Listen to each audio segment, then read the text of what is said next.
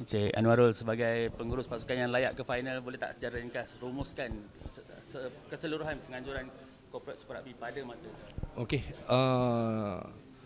apa yang saya tengok CSR lah, saya nama saya Corporate Super League Rugby ni bermula tahun lepas dan kami antara pioneer lah 4 tim dan kami nombor 3. Tahun ni alhamdulillah lah berjaya ke ni, graf tu meningkat lah kan. Apa yang saya nampak ini adalah move yang baik lah daripada Enervive Energy company yang mana start untuk melibatkan badan-badan korporat untuk terlibat dalam dunia rugby ni. Sebab seperti mana yang kita tahu sebelum ni, rugby ni tak begitu meluas. Keberadaan dia tak begitu meluas, tak macam negara luar Eropah semua lain lah. Dan kita going to sana lah, going ke situ. Dan salah satu inisiatif yang sangat baik lah, bagi saya sangat baik adalah Enervive buat Liga Rugby Korporat ni, di mana semua badan-badan korporat mungkin pada awalnya tak berminat, tapi slowly insyaAllah lah. Dan saya harapkan mungkin pada tahun ke-5 ke tahun ke-6 tu keterlibatan Petronas, keterlibatan badan-badan korporat yang lebih besar untuk join inilah Liga ni. Sebagai orang yang memang aktif dengan rugby kan, dengan latar belakang abang, apa yang abang rasa punca rugby tak boleh jadi sukan popular kat Malaysia bang? Satu, tak boleh jadi popular tu bukanlah sebab satu on commercial lah. Itu especially memang commercial and marketing tu. Tapi ada usaha tapi mungkin tak cukup. Mungkin kena lebih lagi. Contohnya penganjuran kejohanan-kejohanan yang macam Corporate Super League ni, saya rasa bukannya satu. Sepatutnya dalam Malaysia ni at least setahun 3 atau 4 untuk kita libatkan mungkin lagi badan-badan lain untuk lebih tahulah tentang rugby ni. Dan nombor 2, apabila komersial, mungkin live, mungkin sekarang ni mungkin ada live Facebook kan, mungkin live di TV, itu pun merupakan satu faktor juga lah. Yang ketiga adalah pendidikan lah, education untuk mak ayah, untuk memberi, untuk lebih tahu tentang rugby. Kadang-kadang tak berani nak bagi anak dia main kan. Mungkin itu kerja-kerja persatuan dan kerja-kerja badan induk Malaysia Rugby untuk keep on educate rakyat Malaysia untuk faham sebenarnya rugby ni tak bahaya pun. Mana-mana sukan pun bahaya kan. Kalau betul salah main teknik dia akan mendapat kecederaan. Itulah pendapat saya. Kalau dari segi pemerhatian abang sendiri, abang tengok kesinambungan nanti pelapis-pelapis rugby ni akan ada berterusan tak bang? Banyak tak bakat? Okey, pada pendapat saya, selagi ada MSSM, selagi itu pelapis kita takkan habis. Itulah yang sedang berlaku pun sepanjang 30 atau 40 tahun yang sekarang ni. Daripada Kementerian Pendidikan Malaysia tu, usaha mereka keep going untuk grow the rugby ni konsisten sampai sekarang. Cuma badan induk tak boleh selesa lah dengan inisiatif yang dibuat oleh kerajaan tu. Malah mereka kena lebih lah, dan adalah satu inisiatif NRDP tu kan. Tapi saya rasa kena lebih meluas. Bermaksud dulu ada GIR contoh. Saya rasa itu salah satu inisiatif yang dah stop. Tapi sepatutnya benda tu kena lagi berkembang. Apa yang mereka buat adalah dia orang punya modus operandi adalah pergi ke sekolah yang tak ada rugby. Dan perkenalkan dia orang. Okey, contoh kalau macam kami di persatuan lah.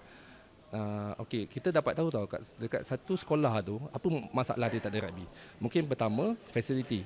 Kalau tak ada facility, mungkin persatuan induk di negeri tu boleh ambil tanggungjawab lah.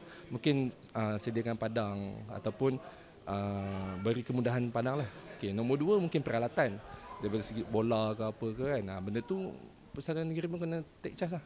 Dan yang ketiga, kepakaran. Maksudnya dia nak bawa budak ada, facility ada, barang ada, tapi tak ada coach pula. Itu pun mungkin persatuan negeri kena encourage lagi cikgu-cikgu untuk join ambil lesen kan, untuk ambil kursus-kursus kejurulatihan supaya sukan ni mendapat untuk diajar kepada budak-budak tu benda yang betul. Kita tak nak kadang-kadang yang ajar tu adalah ex-student, tapi ex-student tu pun main rugby ikut pengalaman dia je kan. Sedangkan teknik yang betul lain kan. Macam contoh pengalaman saya sendiri sebelum ni saya main, pada umur saya dalam 18 atau 19 baru saya belajar rugby yang betul. Sedangkan kenapa tak belajar benda ni daripada dulu kan. Dan ada juga inisiatif yang daripada contoh macam saya ambil Cobrats dia panggil. KL Sarasen, dia ajar budak-budak daripada umur 4 atau 6 tahun. Kalau kita tengok di negara-negara luar, Japan apa semua negara maju yang rugby dalam ASEAN, entiti yang macam KL Sarasen, Cobrat yang didik budak umur 4 6 tahun sampai ke senior ni ada beratus-ratus. Mungkin kat Malaysia kita baru ada 3 mungkin. Lepas tu dekat Putrajaya ada satu Putrajaya Rugby Academy dan menggalakkan juga saya tengok sambutan. Tapi itulah yang daripada kecil ni start buat tanggungjawab daripada kecil dan dia akan besar lah, insyaAllah, alhamdulillah. Last sekali bang, prediction abang, potensi rugby kita boleh pergi sampai mana? Peringkat apa ni? Peringkat Asia ke? Terpulang, abang rasa potensi kita boleh pergi mana? Saya cakap ni agak pedas sikit lah bagi saya. Saya rasa kalau konsisten macam ni, silap ke belakang lagi kita, bukannya ke depan. Dan tapi sebenarnya saya harap untuk ke depan lah. Tapi kalau apa yang kita buat 2-3 tahun ni, saya rasa nak ke depan tu agak susah. Mungkin untuk stay yang ada kat sekarang ni pun agak susah. Sebab benda pertama yang ni adalah game time player. Di peringkat nasional, untuk seseorang pemain tu bermain di peringkat Asia, berapa minit game untuk seorang player tu patut main?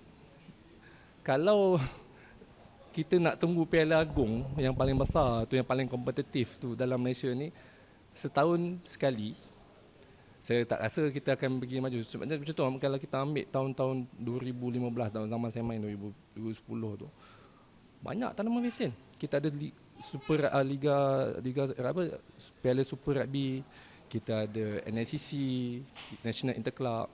Lepas tu kita ada banyaklah game yang so kalau seseorang national player tu untuk dia pergi main peringkat Asia, at least dalam paling kurang lah 10 game, 15-11 dia dah main. So and bila kita tahu bila game time dia banyak, so dia ready lah untuk dia main di peringkat ni. Kalau satu player tu harap satu tournament je satu tahun, kita pun boleh expect dah apa yang akan jadi di peringkat Asia nanti. Sedangkan lawan-lawan kita ni dah jauh dah pergi. Kan dia punya liga tu even sangat kompetitif. Dia ada player New Zealand datang ni, import player Japan, jemput player-player yang top world ni, yang even dah pension pun datang main di negara dia orang. Dan benda tu akan tarik local player ni main lagi baik, kan? Tapi kalau benda tu tak berlaku, kompetitif ni tak berlaku, main tournament pun nak harap satu tahun tu sekali. Itu pun kalau main final, saya bagi dia punya pengiraan kalau kita masuk Piala Agong, kalau kita tak lepas peringkat quarter final, paling tinggi pun kita main 2 game. Kalau 2 game tu pun kalau dalam first team, kalau tak dapat first team, tak main lah. So tunggu tahun depan pula nak main lagi 2 game. Itu bagi tim lah. Contoh macam tahun lepas Putrajaya masuk final, so kita main 6 game. Dan kita pun akan rotate player. Kita tak pakai player yang sama. Ada tactical, ada mungkin rehatkan player tu kan. So dia akan main 6 game. Lepas tu kita nak main lagi untuk ni tahun depan pula lah. Dan benda ni sikit sebanyak sebenarnya, penonton-penonton pun kecewa dengan benda ni sebenarnya. Memang sangat-sangat kecewa. Saya harap Badan Induk MR yang baru ni, yang baru dilantik tak sampai 4 bulan ni, make sure tengoklah benda ni betul-betul kan. Apa yang kita pentingkan adalah game time kan. Kalau Badan Induk tu tak mampu ataupun tak punya kewangan, boleh sub kat orang lain. Boleh bagi peluang untuk orang lain untuk run the team. Contoh macam Innovive, dia run corporate Super Rugby ni, boleh serang kat dia. Tapi dasar tu mesti datang daripada Badan Induk adalah banyakkan game, banyakkan peluang game. Kan, contoh macam kalau mungkin untuk junior, 4 junior pun mungkin boleh bawa 23 tahun. Sebab saya tengok kesian budak-budak baru BSMM umur 19. Dia nak kena compete dengan senior team yang dah memang ada nama, dia tak ada nama lagi. So apa platform yang dia ada untuk dia kenalkan diri? At the end, dia fed up nak main, tak pun dia masuk satu team tu, contoh dia masuk team Putrajaya yang dah ada senior player apa semua, dia nak compete, dia give up, jadi budak TikTok. Menari kat TikTok kan. Itu kita agak kecewa lah kan. Sedangkan dia ada talent. So mungkin platform untuk bawah Piala Malaysia bawah 23 tahun, itu peluang untuk dia shine. Dan kita pun ada juga piala macam Causeway, kita lawan Singapore. Zaman saya main tu kita lawan Singapore bawah 23 tahun. Boleh jadikan platform untuk select player kan. So bagi saya banyaknya game tu memang main peranan penting lah. Main banyak peranan penting untuk ni. Even media pun takkan tahu kalau 1 tahun sekali sunyi.